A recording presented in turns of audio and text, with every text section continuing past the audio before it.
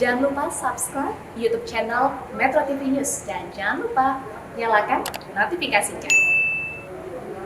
Nah, sudah diinvestigasi ya terkait ada 2 orang anak, ini yang satunya di Jombang dan juga di Bone, yang diduga meninggal dunia akibat divaksinasi. Tapi ini sudah dikonfirmasi sebelumnya bahwa kalau dari Dinas Kesehatan Kabupaten Jombang, Jawa Timur ini menyimpulkan bahwa meninggalnya seorang siswa kelas 6 sekolah dasar ini sehari setelah disuntik vaksin COVID-19 bukan disebabkan oleh vaksinasi. Iya, betul. Kita lihat informasinya pemirsa seperti apa. Naura Sabrina Galiah, siswi kelas 4 SDN 1 Catak Gayam, Jombang, dinyatakan meninggal dunia selang 9 hari usai divaksin COVID-19 Sinovac di sekolahnya. Bocah umur 9 tahun itu sempat dirawat di Rumah Sakit Umum Daerah Jombang sejak 28 Desember, sebelum akhirnya meninggal pada 31 Desember. Putri keempat pasangan Joko dan Marwaton itu mengikuti vaksinasi serentak di SDN 1 Catak Gayam 22 Desember lalu. Vaksinatornya dari Puskesmas Mojowarno. Sehari setelah divaksin, Naura masih masuk sekolah. Namun keesokannya mulai merasakan demam tinggi, mual, hingga muncul ruam merah di sekujur tubuhnya. Sudah dibawa ke bidan desa hingga pengobatan alternatif, namun tak kunjung sembuh. Naura kemudian dibawa ke Puskesmas Mojowarno sebelum akhirnya dirujuk ke RSUD Jombang. Dari Puskesmas dirujuk ke RS Jombang, ya RUD. Tapi hasilnya di RSUD itu nggak ada hasil apa-apa. Makanya ini tadi saya serada bentrok-bentrok itu terus ditangani sama ya yang atas ini tadi. Bukan hanya Naura, ada satu murid lain yang mengalami hal yang sama dan kini masih menjalani perawatan. Ya, itu kewenangannya tim dari investigasi ya. Kami Puskesmas pelaksana kegiatan. Oke. Nanti semua kita sudah laporkan, nanti sudah saya usulkan juga untuk dilakukan evaluasi. Sebelumnya di Jombang juga, siswa SD bernama Muhammad Bayu Setiawan 12 tahun meninggal setelah divaksin COVID-19 Pfizer.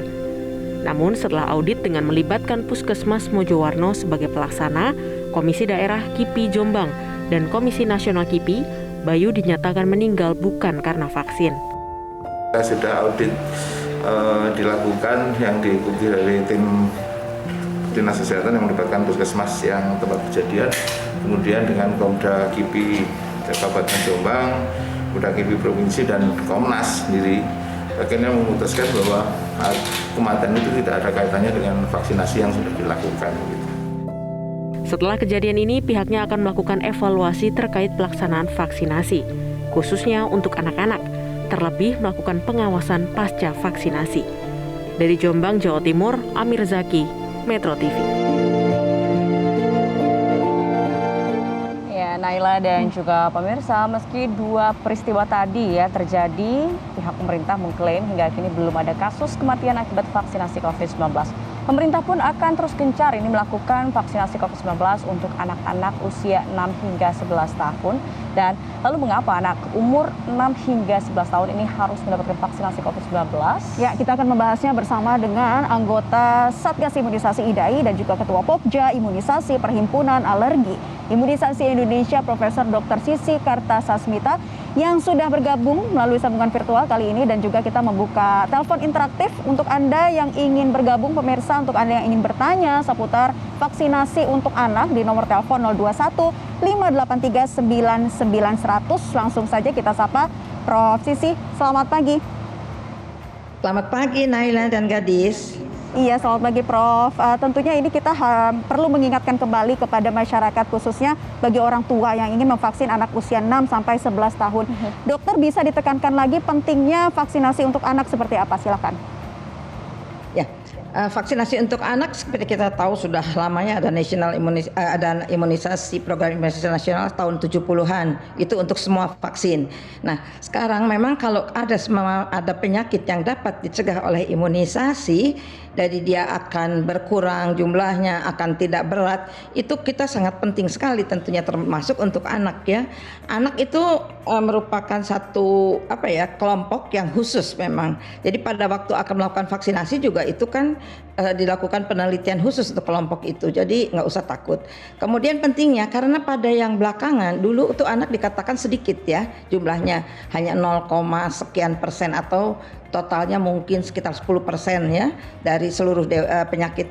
Tapi kalau kita lihat belakangan ini, tapi di Indonesia memang kita datanya tidak begitu jelas ya. Di luar terutama kasus anak itu sangat-sangat meningkat sesudah adanya Omikron ini ya. Sebelum Omikron juga meskipun kasus anak itu tidak berat, tidak besar, karena memang anak itu nggak pernah diperiksa sendiri, biasanya karena saudaranya atau keluarganya atau orang dekatnya positif baru diri positif. Sebetulnya jumlahnya itu meskipun tidak banyak, tapi kalau presentasinya 10% dari sekian juta ya banyak juga ya.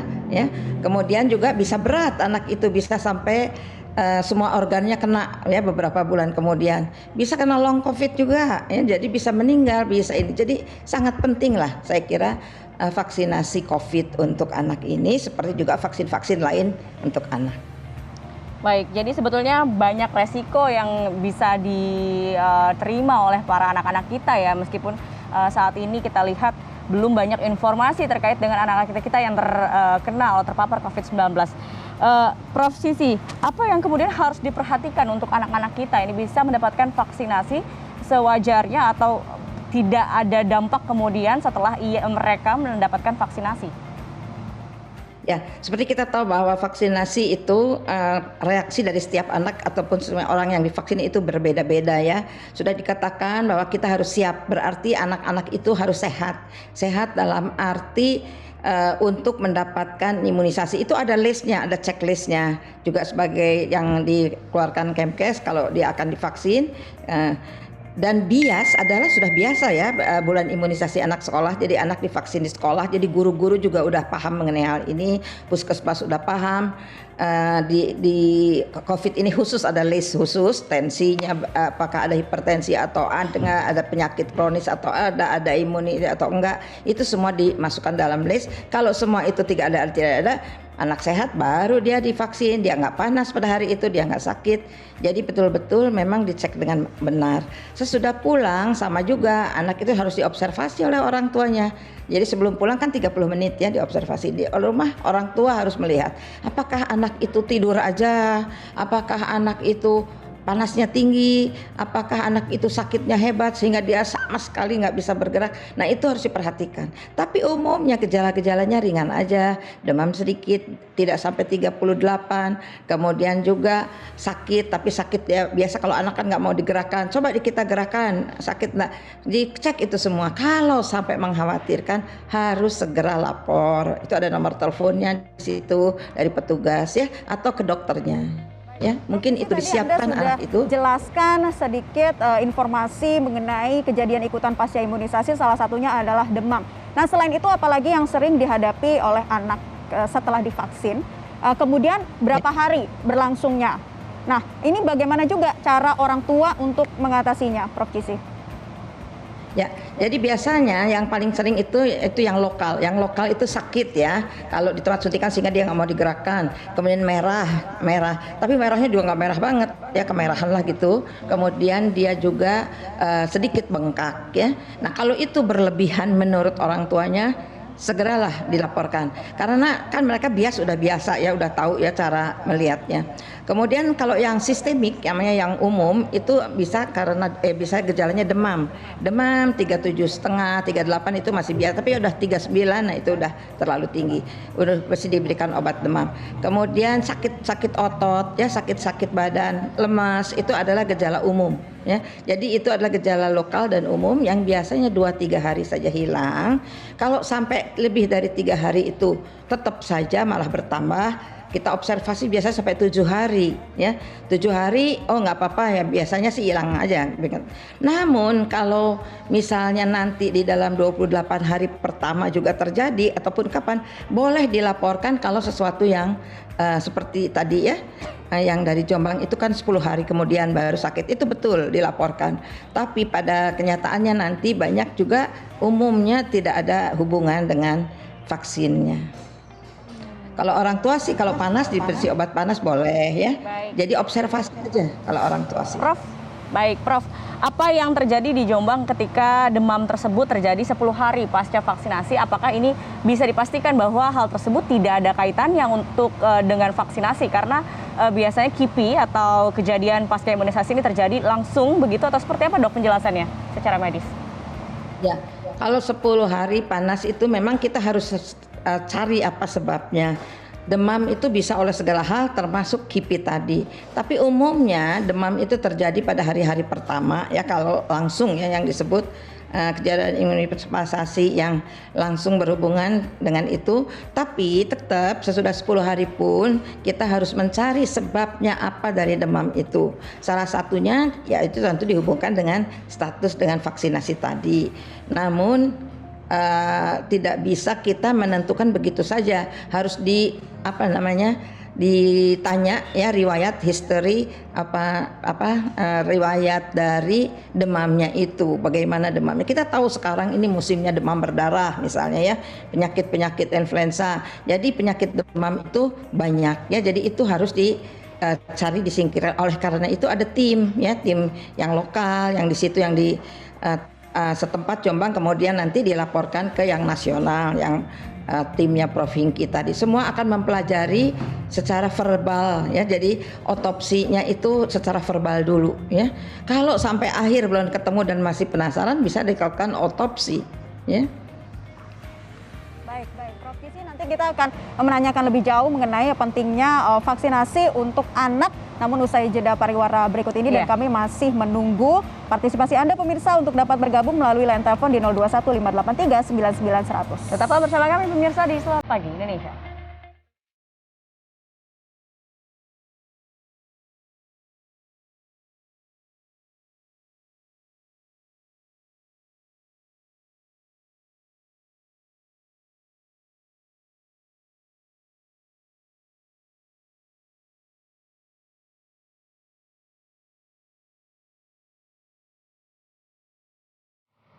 Anda kembali di Selamat Pagi Indonesia pemirsa, dan kita sudah tersambung dengan Bapak Sutardi penelpon yang ingin bertanya langsung kepada Prof Cici. Selamat pagi Pak Sutardi.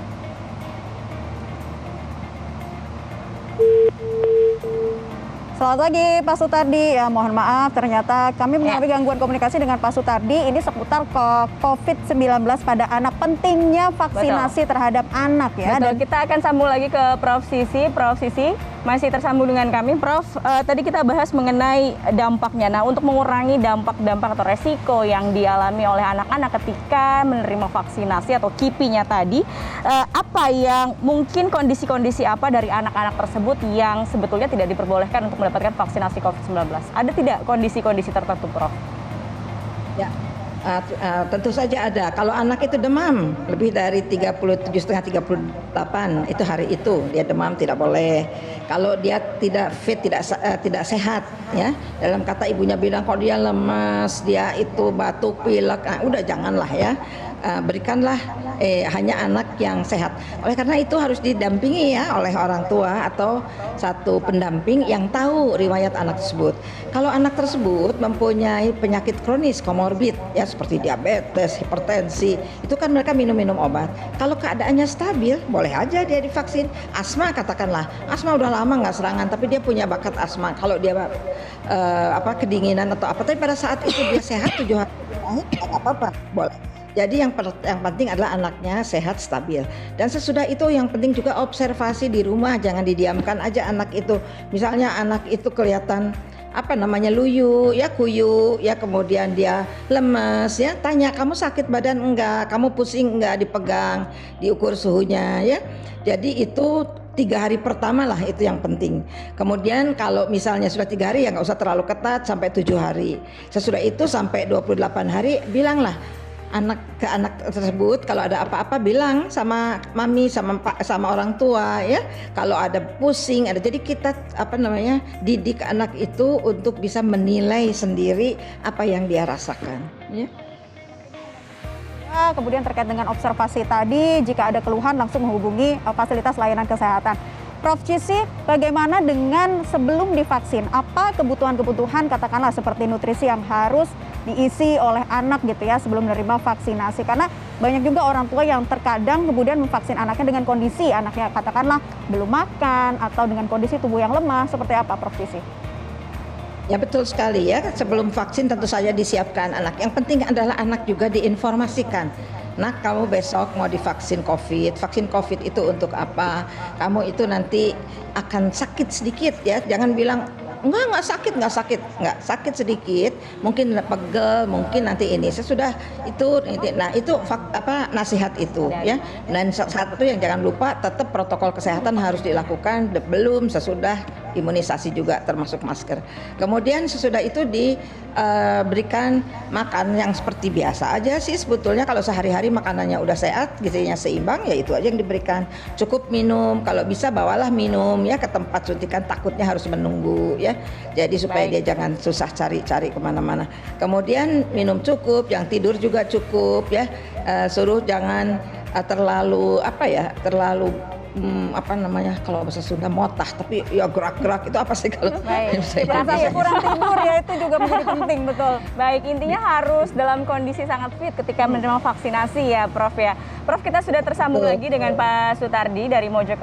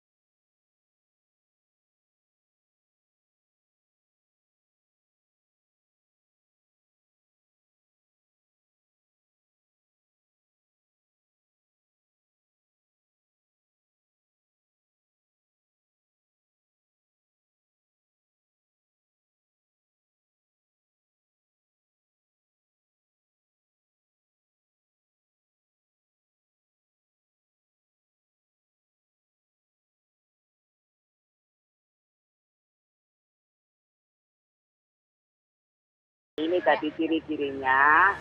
Kalau anak mau divaksin itu gimana? Kegiatan gimana? Harus gimana? Saya minta penjelasan sama dokter gitu. Baik. Sudah kami dapatkan poinnya Pak Sutardi. Prof. Sisi, intinya bagaimana ini untuk memutus kekhawatiran para orang tua dengan adanya kasus-kasus yang meninggal dunia usai divaksin. Apakah memang ada hubungannya? Atau seperti apa? Ya, sebelumnya memang tidak ada kasus meninggal dunia karena divaksin nih. Cuman ini menjadi kekhawatiran gitu ya atas 2 kasus yang di Jombang dan juga di Bone. Nah, mungkin Prof. Cici bisa jelaskan terkait dengan hal ini bagaimana agar orang tua tidak merasa khawatir dan apa yang perlu diperhatikan, Prof. Cici. Pak Sutardi dari Mojokerto. Jadi betul Pak, Bapak punya putra umur 7 tahun yang memang sudah bisa masuk di dalam kelompok yang diimunisasi ya Pak. Nah, untuk persiapannya Pak, seperti biasa, mungkin Bapak pernah anaknya divaksin-vaksin lain. Ya seperti aja begitu sama sebetulnya. Cuman kebetulan memang ini adalah penyakit yang baru ya Pak. Nah, untuk persiapannya tentu putra Bapak itu harus diberikan informasi bahwa akan divaksin, apa yang akan nanti dilakukan waktu datang ke sana. Jadi sebelumnya tidur yang cukup gitu Pak, jangan terlalu banyak main malamnya, jangan terlalu terlambat tidurnya. Minum yang cukup, makan yang baik, pagi-pagi makan dulu ya. Kita nggak tahu berapa lama harus menunggu, paling nggak kan 1 jam itu semua keseluruhan itu. Nah, Bapak juga harus menyiapkan Pak data-data mengenai putra Bapak tersebut. Kalau punya buku imunisasi, bawalah buku imunisasi itu. Kalau nggak, Bapak harus menceritakan apa adanya tentang anak tersebut.